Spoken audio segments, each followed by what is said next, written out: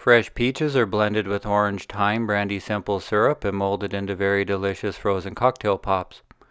To remove the tough outer layer of fresh peaches, score their bottom and blanch in a pot of boiling water until the peel separates. About 30 seconds, then immediately plunge them into ice water and peel them off.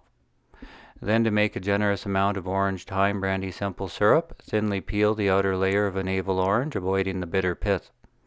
Then bring to a boil 200 grams sugar with 250 grams water, the orange peel, which is about 20 grams, a small bunch of fresh thyme, about 3 grams, and 30 milliliters of Grand Marnier.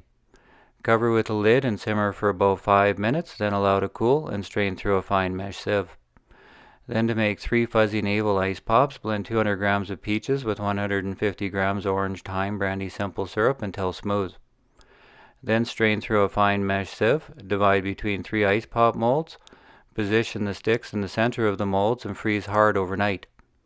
To release an ice pop, dip the mold into a glass of hot tap water for a second or two.